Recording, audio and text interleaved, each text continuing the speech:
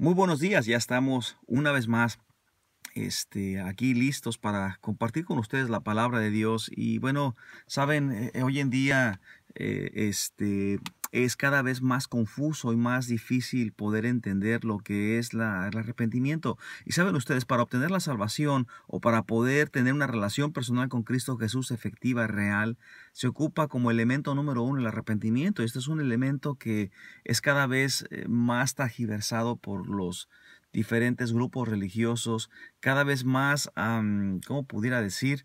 Más mal entendido y mal aplicado. Es como una especie de cambio de vocabulario, incluso si pudiera decir, una alteración del significado mismo de la palabra.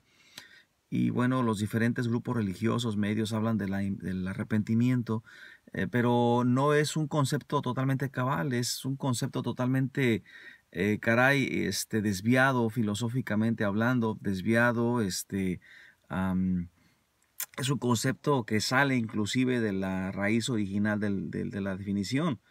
Am, para poder entender un poquito más esto, digo, porque es importante que tenemos que tener bien claro este concepto. De otra manera no pudiéramos definir qué es lo que Dios espera de nosotros. Y como cristianos ya convertidos, inclusive los que somos convertidos, debemos de no dejar de perder de vista este concepto, ya que perderlo de vista pues implicaría la práctica sana pues de tal concepto, el cual nos permitiría sanear, no sanear, sino mantener sana nuestras relaciones con el Señor. No que se fueran a perder, no que se fuera a perder la salvación para nada, pero sí que se fuera a transmitir equivocadamente hacia nuestros personas más cercanas como nuestros hijos o aquellas personas a las que les estamos enseñando de la fe.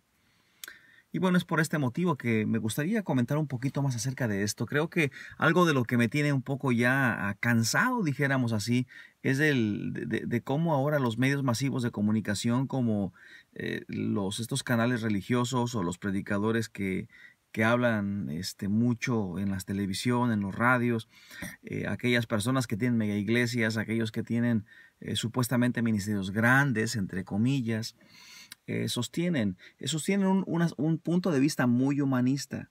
Y este es el punto, y esto es lo que quiero hablar el día de hoy.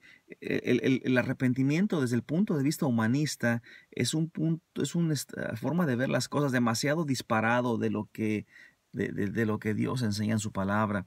Saben, el humanismo trata al humano como el centro, es acerca del hombre, es acerca de lo que el hombre desea, de lo que el hombre tiene que hacerse para ser feliz. Y bueno, todo ese tipo es el punto de partida es el hombre y el punto de final o la finalidad es el hombre. Cuando lo que la escritura dice es que el punto de partida es Dios y o la finalidad es Dios. Entonces, ¿quién dicta o quién va a dictaminar cuál es el arrepentimiento con respecto a qué? Y esto es clave. Así que para poder desplayar un poquito más acerca de este tema, quisiera tomar una serie de estudios, perdón, de una serie de sermones que vamos a estar platicando aquí, de lo cual quisiera empezar con esta pequeña introducción acerca de esto. Voy a poner un ejemplo muy clásico que es el ejemplo de la carta a la Odisea que está en Apocalipsis capítulo 3 versos 14 al 22. Si tienes una Biblia, quiero pedirte que por favor saques tu Biblia y que sigas conmigo la lectura de estos versículos. Es clave, es sumamente importante que tú y yo podamos corroborar o cotejar la palabra de Dios mientras la estamos leyendo. Así que vamos a continuar con esta parte de la escritura. ¿Qué te parece? Mira, Apocalipsis capítulo 3, versos 14 al 22, y voy a leer, voy a dar lectura a la palabra de Dios. La palabra de Dios dice así: y escribe al ángel de la iglesia en la Odisea: he aquí el amén, el testigo fiel y verdadero, el principio de la creación de Dios dice esto: yo conozco tus obras, que ni eres frío ni caliente. Ojalá fueses frío o caliente, pero por cuanto eres tibio, y no frío ni caliente, te vomitaré de mi boca. Porque tú dices: yo soy rico y me he enriquecido, y de ninguna cosa tengo necesidad, y no sabes que tú eres un desventurado, miserable, pobre, ciego y desnudo. Por tanto, yo te aconsejo que de mí compres oro refinado en fuego, para que seas rico, y vestiduras blancas para vestirte, y que no se descubra la vergüenza de tu desnudez, y unge tus ojos con colirio para que veas. Yo reprendo y castigo a todos los que amo. Sé pues celoso y arrepiéntete. He aquí, yo estoy a la puerta y llamo. Si alguno oye mi voz y abre la puerta, entraré a él y cenaré con él y él conmigo. Al que venciere, le daré que se siente conmigo en mi trono, así como yo he vencido y me he sentado con mi Padre en su trono. El que tiene oído, oiga lo que el Espíritu dice a las iglesias. Qué texto tan interesante, donde precisamente el tema central es el arrepentimiento. La Odisea, fíjense, era el peor de las 7 iglesias a donde se mandan mensajes en el libro de Apocalipsis, del versos 2 y versos 3. Pero es, dijéramos, lo peor porque habla de una iglesia que se vuelve apóstata, o sea, que abandona la fe, pues. Cristo dijo, fíjate, en el versos 15, dice, yo conozco tus obras, que ni eres frío ni caliente. Ojalá fueses frío o caliente. Esta declaración de frío o caliente es bastante interesante porque fíjate, el que es frío, pues no es un hipócrita. Sencillamente no está interesado o preocupado por el evangelio, sencillamente no le importa. Es alguien que está totalmente alejado de Dios, no le importa la Biblia, no le importa lo que tenga que decir Dios. Simple y sencillamente está en una actitud de rebeldía abierta hacia Dios y bueno, no le preocupa, no le interesa la palabra de Dios, mucho menos el evangelio. Sabes, yo creo que el Señor preferiría tener gente que fuera así, que fuera fría, en lugar de tibia. ¿Sabes por qué? Porque por lo menos la persona que está fría sabe en dónde está, en qué posición está, sabe perfectamente cuál es su situación, su estado, perdón. De igual manera, cuando hablamos de este tipo de asuntos, la tibieza es la hipocresía que le da náuseas a Cristo Jesús. Por eso él dijo en el verso 16, pero por cuanto eres tibio y no frío ni caliente, te vomitaré de mi boca. Sabes, el Señor habla acerca de esas náuseas que le produce.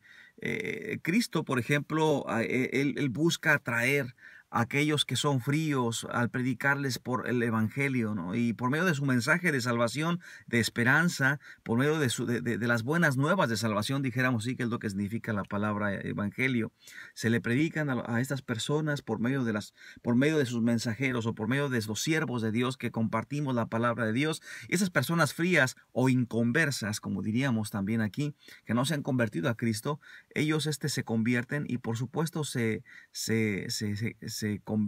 transforman en personas calientes, de ser rebeldes a ser ahora discípulos de Cristo. Jesucristo acoge a aquellos que son calientes también. ¿Cuáles son esos calientes? Se refiere a personas que son creyentes, aquellas personas que han recibido a Jesús como su Señor, aquellos discípulos que han decidido seguirle, que han decidido entregarle su existencia, que han decidido, ahora sí que, hacer de Jesús su Señor, su gobernante. Por lo tanto, ellos obtienen salvación y son redimidos con la sangre bendita de Cristo Jesús. Pero algo interesante es que el Señor vomita a aquellos que son tibios. Y aquí es la parte donde me quiero centrar.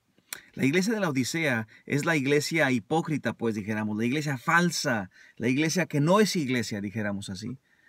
Usted, por ejemplo, hallará, y esto es algo que podemos ver importante, ¿no? Decíamos al principio, hallamos mucho liberalismo teológico en las iglesias de hoy en día al estilo de la Odisea. Existen, fíjate, bajo el disfraz de cristianismo, una cantidad tremenda de iglesias que en su afirmación hablan acerca de la Biblia, de Jesús, pero en su práctica son seguidores que niegan la verdad de la palabra de Dios por cuanto que van en contra de lo que enseña la palabra de Dios. Van en contra de la deidad de Jesús. Se dicen cristianos y niegan que Jesús es Dios. O niegan que Jesús resucitó. O niegan otros dogmas, otra doctrina importante de la fe que Cristo Jesús nos ha transmitido a través de la palabra de Dios. Otros que dicen que para poder ser salvo tienes que aceptar a Cristo y añaden, pervirtiendo el Evangelio, añaden obras como el bautismo, por ejemplo, el caso de muchas iglesias que se dicen cristianas, pero que dicen que ocupan el bautismo para ser salvos. Hay que completar la salvación, dicen ellos. Otros con ciertos rituales como la confirmación, bautismo de niños y tantas cosas. Cuando usted le pregunta acerca de su iglesia, ellos lo único que dicen, o acerca de su fe, Lo único que ellos dicen es, oh, vemos la palabra de Dios, vemos que está surgiendo, y en por ejemplo, el movimiento, ¿cómo se llama? El movimiento, perdón, pentecostal, neopentecostal o carismático o de tercera ola, como muchos le llaman también, dicen, bueno, estamos viendo prevalecer la palabra de Dios, estamos viendo a la gente redimida, y hablan de una cantidad de números tremenda de que se les convierten y que hacen y que deshacen, y sabes, no me llama mucho la atención porque cuando hablan acerca de toda esta riqueza espiritual de la que ellos dicen, me llama la atención porque quisiera repetir versos 17, viene a mi mente cuando dice, ¿por qué tú dices, yo soy rico y me he enriquecido y de ninguna cosa tengo necesidad? Ay, qué interesante. ¿Qué es lo que estás diciendo? Míranos, somos exitosos, tenemos una gran organización, tenemos recursos, tenemos todo lo que se ocupa para hacer bien las cosas. Oh, qué bien nos va. El caso de muchos de los personas que inclusive ganan dinero o mucho dinero publicitando qué fue lo que hicieron para llegar a mega iglesias, qué fue lo que hicieron para ser exitosos, qué fue lo que hicieron para poder transformar sus iglesias chiquititas en unas grandototas. Vengan y vean lo que hicimos, vengan y vean cómo somos exitosos, ¿verdad? Y aquí es donde el humanismo, por supuesto, este humanismo se ha apoderado de las iglesias, donde ahora se predica en muchas ocasiones y de muchas maneras y cada vez más en las iglesias el evangelio de la prosperidad en sus diferentes modalidades, ya sea velado o abierto, donde el centro es ven para que Dios te dé, ven para que Dios te haga. Oh, ven para que tú puedas tener el Espíritu Santo y hagas esto y lo otro, y que si quieres ser sano, vengan para que les prediquemos y sanen. Y las personas que predican esta clase de cosas viven vidas dobles, fracasadas, que en cantidades de ocasiones ellos mismos o sus propias familias mueren de enfermedades sin que ellos puedan hacer absolutamente nada. Están como dice la Escritura. Están denominacionalmente grandes probablemente. Sus sistemas religiosos probablemente son grandes, son masivos, ¿verdad? Los que están en estas categorías. Alrededor del mundo ocurre todo esto. Hay inclusive iglesias que se llaman Pare de Sufrir. Caray. Tienen todo el dinero, todos los adornos, todos los sistemas, todos los grandes adelantos tecnológicos, pero son apóstatas. Desgraciadamente no se den cuenta que realmente, como dice la Escritura en versos 17, dice, y no sabes que tú eres un desventurado, miserable, pobre, ciego y desnudo. ¿Cuál es la solución para este tipo de iglesia? ¿Cuál es la solución para este tipo de situación o de ministerio? Sabes, muchas iglesias pentecostales, o no pentecostales, perdón, quisiera decir carismáticas, hablo de nuevo movimiento de tercera ola, ¿no? No hablo de aquellas iglesias pentecostales que son auténticamente cristianas. Hablo de las que son ahora ya, son o sea, ya hablan de una cosa diferente, ya hablan un poquito más, se centran más en el yo. Hablan de esto, dicen, oye, es que demonio de hipocresía, hablan de la gente, demonio de hipocresía, te ordeno que te vayas. ¿Es lo que tiene que hacer? Por supuesto que no. O ellos dicen, Satanás, te ato y te ordeno que detengas lo que estás haciendo, ato y por favor. No hay que ser muy inteligente para entender qué es lo que Jesús realmente está aconsejando aquí en la Escritura. Jesús no está diciendo eso. Oh, te ato, oh, yo hago, oh, yo te digo. Por supuesto que no. Es arrogancia pura. Fíjate lo que dice la Escritura, lo que dice en el verso 18. Dice, por tanto, yo te aconsejo que de mí compres oro refinado en fuego para que seas rico y vestiduras blancas para vestirte. Y con eso descubra la vergüenza de tu desnudez y unges tu cabeza con colirio para que veas. Fíjate qué interesante. La respuesta no fue esa, por supuesto, al principio, lo que te dije al principio. ¿Por qué? Porque esto fue un total contraste. Lo que Jesús aconseja es que compres oro refinado en fuego. Oro refinado en fuego. Vestiduras blancas para que vistamos. Llama la atención porque el Señor Jesús no estaba refiriéndose a estas cosas materiales en sí misma literalmente, sino que ellas representaban verdades espirituales, dijéramos. Mira, primero, cuando Cristo dijo que la iglesia era pobre, por eso necesitaba comprar oro en Cristo. O sea, la Biblia, el oro a menudo lo simboliza justicia divina, por si no sabías. Cuando aceptas a Cristo por la fe, cuando aceptas a Jesús como tu Señor y Salvador, cuando Señor te arrepientes de ser rebelde, le entregas tu vida, Dios te concede justicia de Cristo, como dice Romanos 3:22. Mira, te voy a invitar a que vayas a la palabra y vamos a leer rápido este texto que está aquí en Romanos 3:22. Estoy aquí buscando. La Escritura dice de la siguiente manera: la justicia de Dios por medio de la fe en Jesucristo, para que todos los que creen en Él, porque no hay diferencia. 23, por cuanto todos pecaron y están destituidos de la gloria de Dios. Precioso texto. Cuando tú aceptas a Jesús como Señor y Salvador, lo inmediatamente que recibes, por supuesto, es justicia, pero justicia de Cristo. Justicia que Dios ha proveído a través del sacrificio de Cristo Jesús. Porque de esa manera tengas todo lo que, ¿cómo puedo decir? Para que tengas todo lo que necesitas para acercarte a Dios. Mira, tú puedes tener todo lo que el mundo te ofrece. Puedes tener éxito humano, puedes tener fama, fortuna, mucha gente bajo tu disposición. Puedes tenerlo todo. Pero si no tienes a Cristo Jesús siendo el Señor y gobernante auténtico de tu vida, realmente no tienes nada. Por eso dijo Jesús ¿de qué sirve al hombre ganar al mundo entero si pierdes tu alma? ¿O queda el hombre en rescate por su alma? Eso lo dice Mateo 16:26. La iglesia no solamente estaba ciega, sino desnuda. Esto es una ironía porque la Odisea era el centro de una gran industria de ropa. ¿Sabes tú que su gente estaba extremadamente consciente de la moda? Porque pues obviamente de eso vivía el pueblo.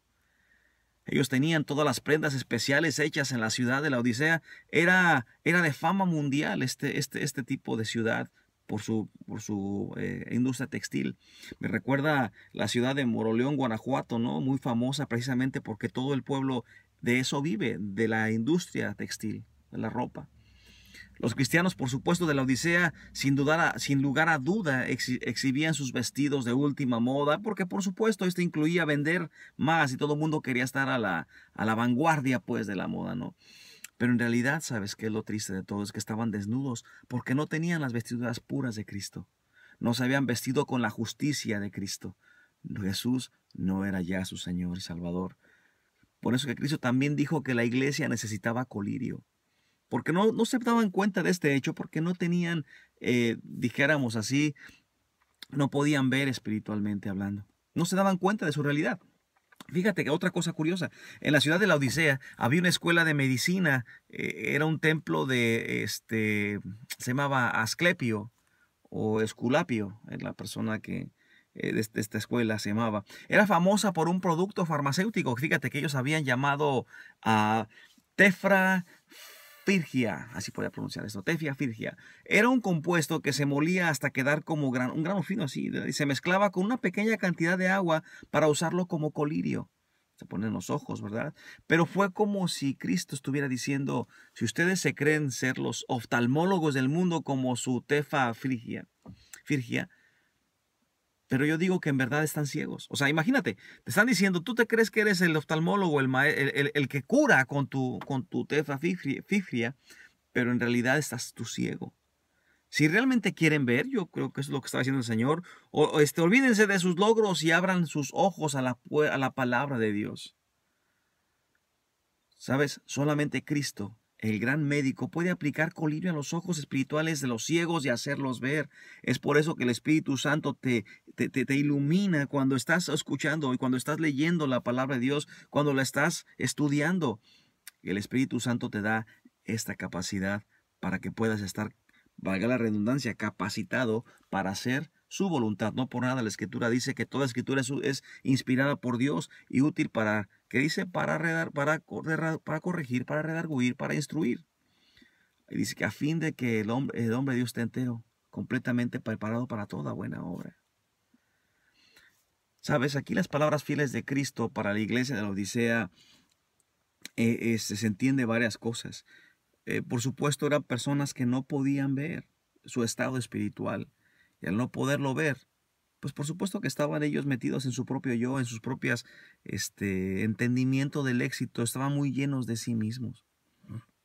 Es una totalmente una contradicción en sí mismo, ya que ellos estaban tan familiarizados con tantas cosas.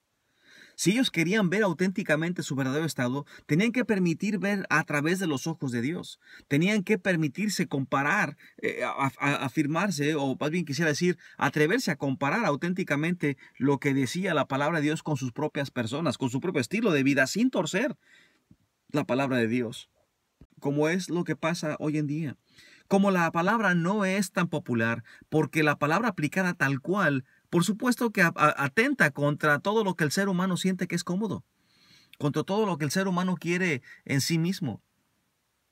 La palabra de Dios no te hace sentir contento o cómodo, te hace sentir incómodo porque te destapa tu propio ser, destapa la realidad de tu alma, desnuda tu alma ante Dios. Y por supuesto que el ser humano no quiere hacer esto.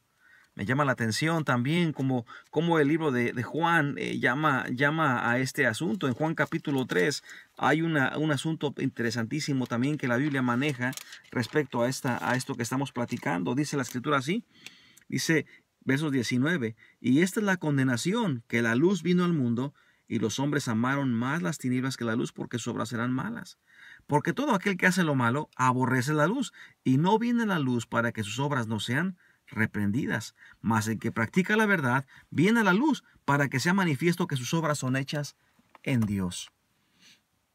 Y esa es la razón por la que esta iglesia estaba tan metida en sí misma, porque estaba realmente amando el éxito o el materialismo, estaba amando todo cuanto ellos estaban, esta abundancia en este sentido, lo estaban amando. Y ellos entendían, no que lo entendían exactamente porque no podían ver su realidad espiritual, pero lo que sucede es que el amor a estas cosas te priva de amar a Dios con todo tu corazón. Y por supuesto, la palabra de Dios va a chocar completamente con toda esta clase de estilo de vida o de forma de ver las cosas que se ciegan a ver la realidad, ¿verdad?, espiritual que se tiene.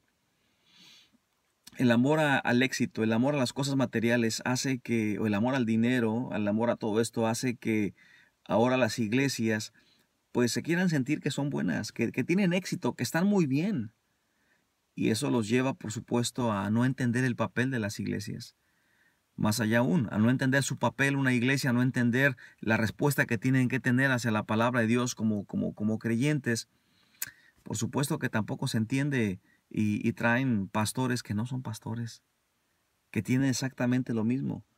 Amor al dinero, amor al éxito humano, amor a las cosas, a la iglesia grande, con recursos, con que no falte nada.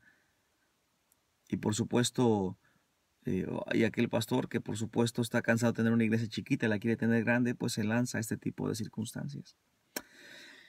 Pero aquí el punto central, una vez más decíamos del principio, es el arrepentimiento. Las palabras finales de Jesús es lo que me llama la atención aquí en Apocalipsis capítulo 3. Las palabras finales de Jesús tienen que ver con que incluyen una invitación al Evangelio, una invitación a entregarle tu vida a Cristo, una invitación porque finalmente esta iglesia era la iglesia perdida y que se dirigía directamente al infierno. En Apocalipsis capítulo 3, versos 19, el Señor nos dice así, mira, dice, yo reprendo y castigo a todos los que amo, sé pues celoso y arrepiéntete. ¿Qué podemos aprender de esta iglesia en relación a nuestra vida? Una vez más, si pudiéramos pensar en esto, el plan del Señor es este para el arrepentimiento. Atrévete a ver tu realidad espiritual. Atrévete a comparar lo que Dios piensa de ti y de lo que practicas, de cómo lo crees. Muchas iglesias dicen, soy cristiano, si yo creo en Cristo Jesús, yo creo en la resurrección de Cristo, yo ya acepté a Cristo. Pero su vida deja mucho que decir con respecto a lo que Cristo está demandando de quienes les ha llamado a ser sus discípulos. Yo creo que es importante. ¿Cuál es tu realidad espiritual? No importa si has pasado toda tu vida en una iglesia. Porque lo primero que dice la gente cuando habla de sus iglesias es, oh, yo voy a la iglesia, yo ya me bauticé.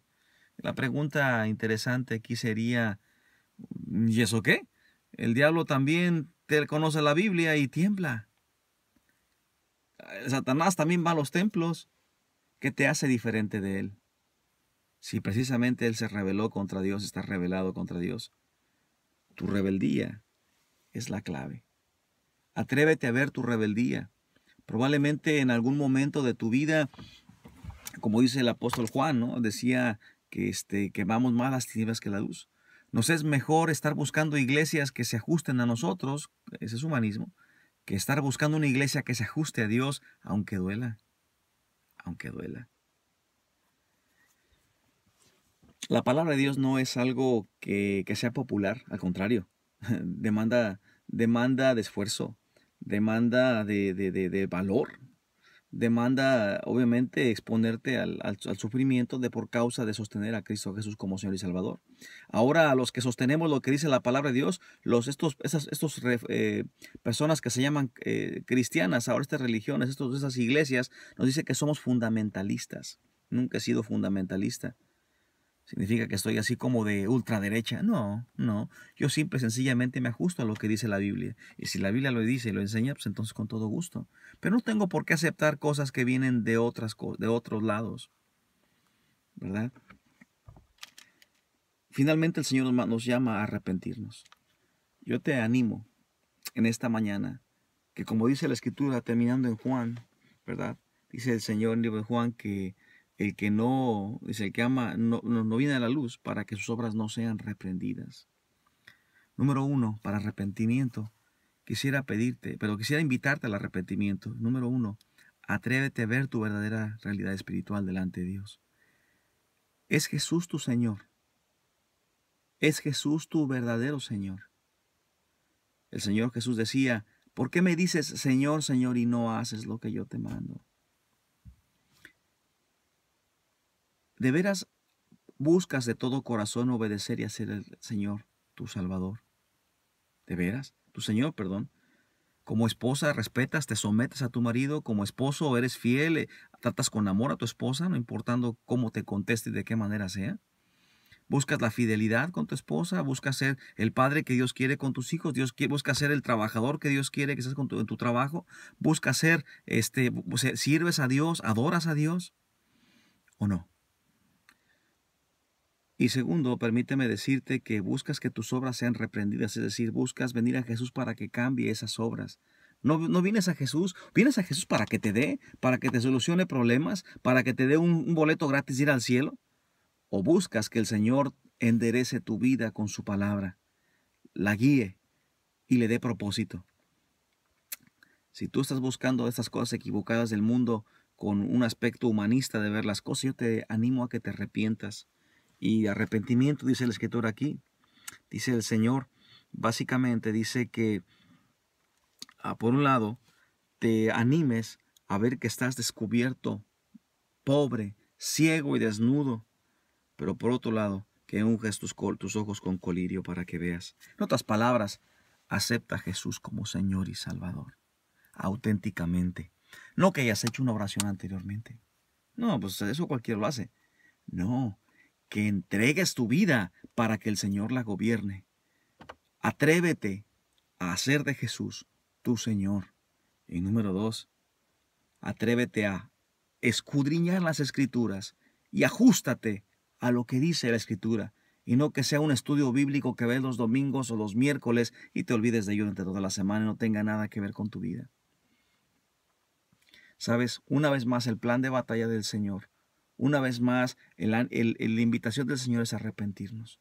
Vamos a ir viendo un poquito más acerca de esto durante las próximas semanas.